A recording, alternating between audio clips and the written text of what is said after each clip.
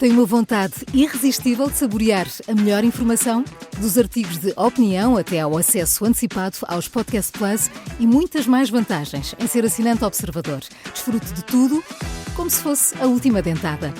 Não fique de água na boca e aproveite a nossa campanha limitada aos primeiros 500 assinantes. Assine agora em observador.pt por apenas 95 cêntimos por semana. É o preço de um pastel de nata.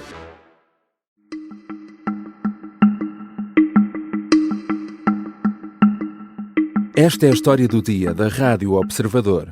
Com Mário Centeno fora da corrida, quem poderá o PS apoiar na corrida a Belém?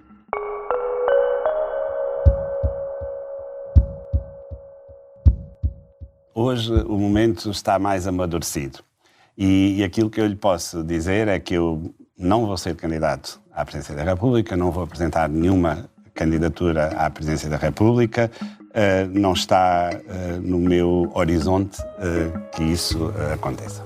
Era um dos nomes mais falados para uma candidatura a Belém na área socialista. Mário Centeno tinha apoios e até sondagens que o davam como um forte candidato. Mas o governador do Banco de Portugal acabou por se colocar de fora da corrida. Centeno invocou motivos pessoais, mas será o fim das ambições políticas do ex-ministro das Finanças? E com a saída de um possível forte candidato, quem se posiciona melhor na área socialista na corrida à Presidência da República? São questões para a conversa com Miguel Santos Carrapatoso, editor adjunto de Política do Observador. Eu sou o João Santos Duarte e esta é a história do dia de sexta-feira, 17 de janeiro.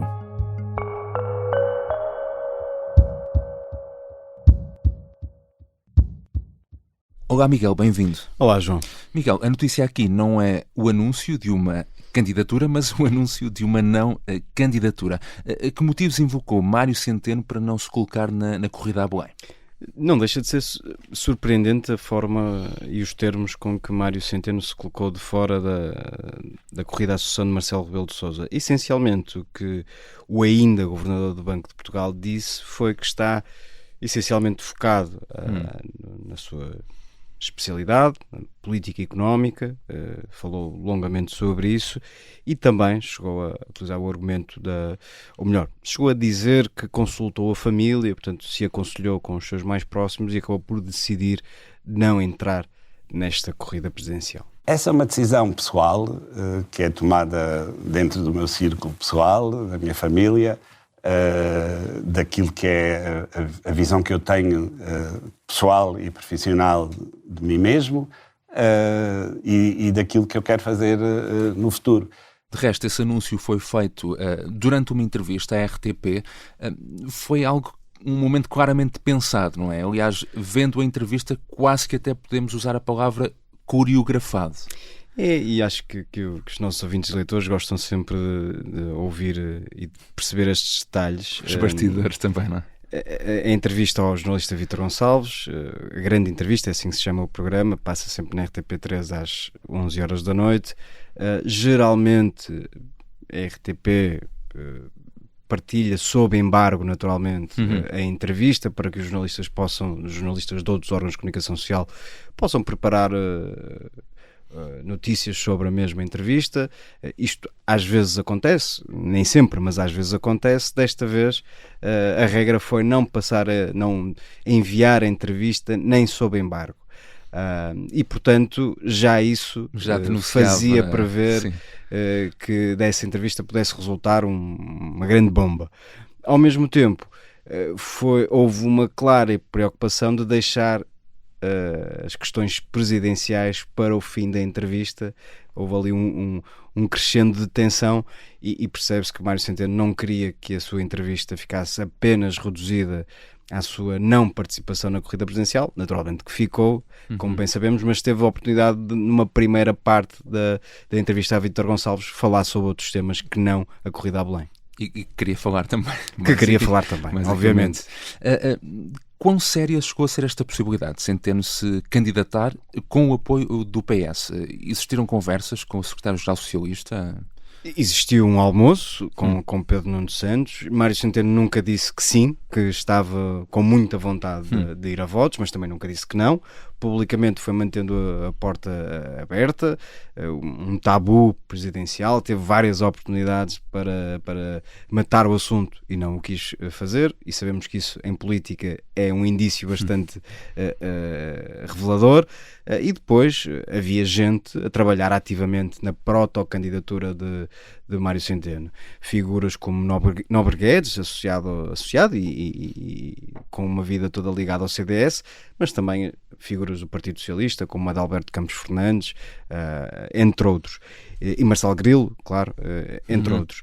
Portanto, havia também este lado, havia uma equipa informal a preparar uma possível candidatura de Mário Centeno, e o próprio terá ouvido muita gente, terá perguntado a opinião a pessoas que lhe são próximas, e havia no Partido Socialista muita gente com vontade de ver Mário Centeno candidatar-se à presidência da República. A título de exemplo, tivemos há uma semana, sensivelmente, Eduardo Cabrita a defendê-lo aqui abertamente numa entrevista ao Observador. Portanto, havia não só vontade do próprio, pelo menos, de escutar algumas opiniões nesse sentido, como havia também muita gente no Partido Socialista, incluindo Pedro Nuno Santos, que via, pelo menos, Mário Centeno como um bom possível candidato. Eu comuniquei esta decisão a um conjunto de pessoas com quem tenho falado sobre este tema e portanto, simplesmente numa lógica de elas não ficarem a saber apenas quando esta nossa conversa for posta no ar. Mário Centeno, na entrevista, não respondeu diretamente a esta pergunta que lhe foi feita, mas ele avisou o secretário-geral do PS desta decisão antes da entrevista. E qual foi a reação de Pedro Nuno Santos? Sim, estamos em condições de dizer, com alguma segurança, para não dizer muita segurança, que Pedro Nuno Santos foi informado por Mário Centeno de que o ex-ministro iria dizer que não está ou não estava disponível para a candidatura presidencial. Portanto, houve essa preocupação por parte do Governador do Banco de Portugal. Percebe-se porquê, porque seria, obviamente, indelicado, para dizer o mínimo, que Pedro Nuno Santos, líder do Partido Socialista, que teve o cuidado de almoçar com Mário Centeno ainda no final do ano passado, fosse surpreendido por uma entrevista na televisão. E, portanto, houve esse cuidado. Mário Centeno também falou com outras pessoas. A reação de Pedro Nuno Santos não se pode dizer que tenha ficado exatamente feliz. Mário Centeno, olhando para os estudos de opinião que foram sendo publicados, em particular este último da Pitagórica para a CNN, TSF e JN, Mário Centeno era um candidato forte, à exceção de António Costa e de António Guterres, que, como sabemos, estão indisponíveis para encabeçar ou para protagonizar uma candidatura presidencial. Mário Centeno era aquele que, junto do eleitorado socialista na área, não é? Sim. Recolhia melhores opiniões, e também era, de um modo geral, mesmo junto de outro tipo de eleitores, era um nome forte e o mais bem posicionado da área do Partido Socialista. Nesta entrevista, falando sobre o futuro, Mário Centeno deu a entender, enfim, que trabalharia para continuar à frente do Banco de Portugal. Horas depois saía a notícia não confirmada ainda ou anunciada oficialmente que o Governo não está a pensar reconduzi-lo, mas de resto isso será algo que o próprio Mário Centeno já saberá há algum tempo, não é? Sim, estou a pensar na melhor expressão para classificar as declarações de Mário Centeno. Não são as primeiras neste sentido.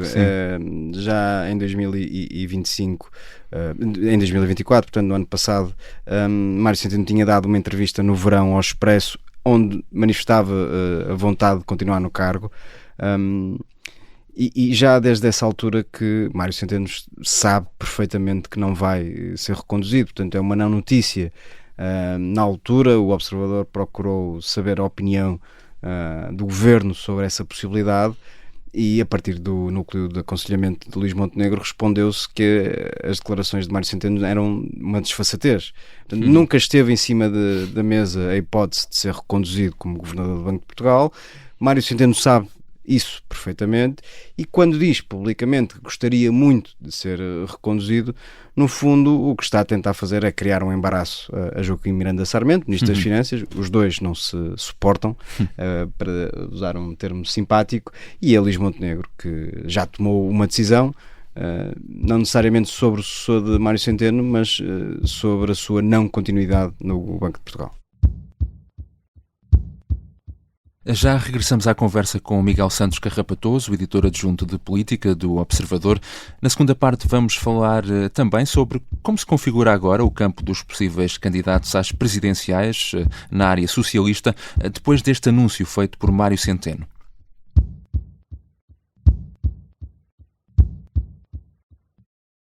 Ou tinha falecido, ou tinha sido preso, ou tinha emigrado, voluntariamente não parava.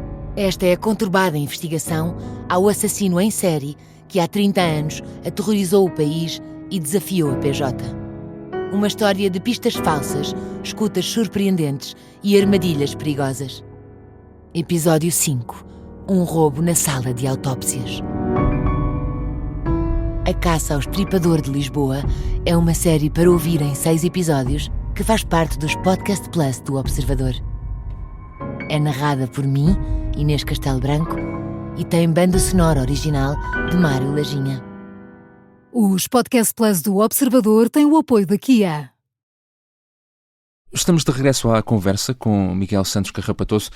Miguel, Mário Centeno é alguém ainda bastante novo, relativamente novo, não é? Tem 57, 58 anos. Em que é que ele está a pensar agora? Tem ambições políticas? Seguramente não é o fim do percurso público e político de Mário Centeno. Não sabemos exatamente aquilo que ambiciona, mas, como dizias, é um homem novo. Para falar ainda sobre eleições presidenciais, não é um disparate total imaginar que daqui a 5 anos ou daqui a 10 anos Mário Centeno possa ser candidato. Nessa altura terá 68, se for daqui a 10 anos. Portanto, perfeitamente capaz de protagonizar uma candidatura. Não me parece plausível, pelo menos, discutir esse cenário neste momento. Falta muito tempo para as eleições presidenciais de 2026 e ainda mais para aquelas que vão acontecer daqui a 10 anos. Mas, olhando para um plano mais imediato, há quem no Partido Socialista continue a olhar para Mário Centeno como um trunfo político e um possível candidato a primeiro-ministro num futuro imediato. Mário Centeno tem um problema óbvio, não é militante do Partido Socialista, portanto está impossibilitado. Como é que isso poderia acontecer, então? Está impossibilitado de se candidatar a secretário-geral do PS. Uma solução muito criativa seria haver um secretário-geral do Partido Socialista, um líder do partido que o indicasse como candidato a primeiro-ministro. Nunca se viu isso e, portanto, vamos ter alguma calma nessas... Seria inédito, mas é possível. Nessas conjugações astrais. Num plano mais terreno, Mário Centeno pode ter ambições de, por exemplo, vir a ocupar um cargo europeu. Há um cargo que vai ficar vago daqui a 2 anos, sensivelmente, em 2027, o cargo de presidente do BCE. Mário Centeno tem um perfil que permite, pelo menos, com que possa sonhar com esse cargo. Não sabemos se sonha ou não com ele, mas há quem diga que esse pode ser um caminho interessante para o ainda governador do Banco de Portugal. Portanto, tudo em aberto. Acho muito prematuro dizermos que este barco passou e que Centeno está afastado da vida política e pública. Ele voltará, não sabemos ainda em que condições. Nós já sabíamos da posição da decisão de Mário Centeno, que respeitamos naturalmente. Há mais pessoas disponíveis, com muita qualidade e capacidade. Já depois deste anúncio de Mário Centeno, Pedro Nuno Santos veio garantir que há muitos nomes interessados em avançarem com o apoio do PS. Um bocadinho naquela... Não há problema, porque não nos faltam pessoas interessadas. Qual será neste momento o nome mais forte? António José Seguro é o que está melhor posicionado, não? Começa a ser indisfarçável o incómodo da direção do Partido Socialista com a candidatura de António José Seguro. António José Seguro é o que está o protocandidato que está mais ativo neste momento. Tem um programa de comentário político, como sabemos, tem feito conferências e declarações recorrentemente e tem tentado recuperar alguma visibilidade e notoriedade depois de 10 anos afastado da vida política ativa. O que parece destas declarações de Pedro Nuno Santos, é que há uma vontade clara de pôr algum gelo na corrida presidencial. António José Seguro está a dominar o calendário. É possível que em breve anuncie a sua candidatura, anuncie formalmente a sua candidatura, e isso deixaria o Partido Socialista numa situação muito ingrata. Como é que um líder atual, como é que Pedro Nuno Santos pode travar ou pode desmerecer a candidatura presidencial de um antigo secretário-geral do Partido Socialista? Exato. Portanto, é normal que Pedro Nuno Santos queira pôr alguma água na fervura. António José Seguro está com mais pressa, percebe-se porquê. O que não deixa de ser irónico. António José Seguro ficou célebre por dizer a expressão qual é a pressa. Neste caso, os papéis inverteram-se. Pedro Nuno Santos sabemos que tem feito questão de avisar que não está condicionado por nenhuma candidatura e que o PS não vai apoiar necessariamente aquele candidato que se apresentar em primeiro lugar. Ora, aquele candidato que se vai apresentar em primeiro lugar, à partida, será António José Seguro. Agora, há uma dificuldade óbvia para Pedro Nuno Santos e para o Partido Socialista. Sem António Costa, sem António Guterres, sem Mário Centeno, começam a faltar nomes evidentes e bem posicionados nos estudos de opinião para concorrer às eleições presidenciais e bater-se de igual para igual com Henrique Gouveia Melo e, porventura, com Luís Marques Mendes. E que outros nomes há, então, na área socialista que possam... Têm sido ventilados vários nomes. António Vitorino, que tem um problema geracional, se quisermos, está mesmo há muito tempo afastado do país, não é? Do país, e, portanto, há uma geração que tem dificuldades em reconhecê-lo e lembrar-se do que era enquanto político. Há também Augusto Santos Silva, esse sim, muito mais presente na memória coletiva de todos, mas que nem por isso faz dele mais popular. Aliás, tem taxas de rejeição muito altas. Há também Elisa Ferreira, uma mulher que seria uma candidata interessante, mas que terá feito saber que não está disponível para entrar nessa corrida. Ana Gomes também já deu sinais de que não está muito para aí virada. António Sampaio da Nova voltou a surgir como hipótese, mas seria uma escolha arriscada. É uma segunda vez como candidato. A primeira vez correu bem, teve um bom resultado, mas a segunda vez, uma segunda candidatura poderia não ter grande margem de sucesso. Tinha a vantagem de ser capaz de agregar um espaço à esquerda do Partido Socialista também. Portanto, há estes vários nomes, nenhum exatamente em condições ideais. Aliás, Pedro Nuno Santos, nas declarações que fez aos jornalistas assim que se soube da indisponibilidade de Mário Centeno, quase que desabafou. Enfim, não há candidatos ideais.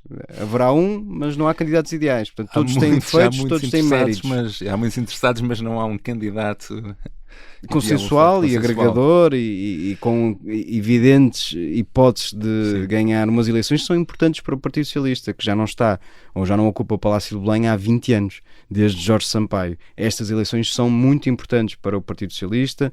Pedro Nuno Santos empenhou-se desde o minuto zero da sua liderança em apresentar um candidato apoiado pelo PS. Como sabemos, as presidenciais têm sido pródigas em pequenos dramas na família política do PS. Pedro Nuno Santos apostou muito nestas eleições, mas começam a faltar tempo e a faltar um nome evidente. Obrigado, Miguel. Obrigado, João. Miguel Santos Carrapatoso é editor adjunto de Política do Observador. Esta foi a história do dia. Neste episódio, usamos sons da RTP. A sonoplastia é do Bernardo Almeida, a música do genérico do João Ribeiro. Eu sou o João Santos Duarte. Bom fim de semana.